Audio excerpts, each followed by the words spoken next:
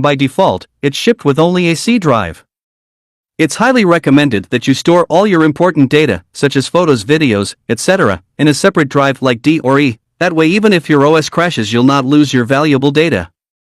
In this video, I'll show you how to shrink your existing C drive, and create new drives without data loss, and without installing any third-party software. Please right-click on Start and select Disk Management. Over here we'll first shrink the C drive to create an unallocated space. Followed by that we'll create the D drive. Please do not modify or delete any other partitions that you might see over here.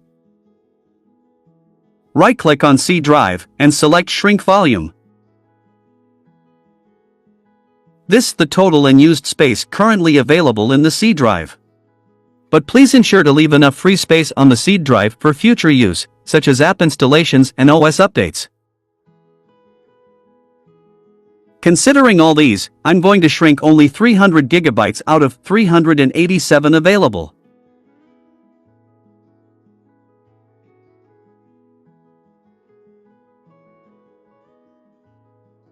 Let's go ahead and select Shrink. This has now created an unallocated space. Right-click on the same. Select New Simple Volume. Tap on Next. Over here you need to give a size for the new volume. I'm going to create only one volume out of this total unallocated space, so I'll leave this number at its maximum. If in case you want to create more drives, maybe an E drive as well, please split the size accordingly. Please tap on Next. As per sequence, the drive letter D has been assigned by default. You can optionally change it if you wish. Please tap on Next.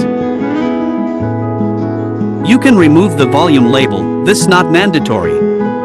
Please leave all other options as is, and tap on Next. We're all done. Please tap on Finish. This will create and format the new drive for you. Once done, you get a notification over here. You can tap on it to open your new drive, or in the usual way, you can go to this PC and open the new D drive created. You can create a file, folder, or anything that you wish to do.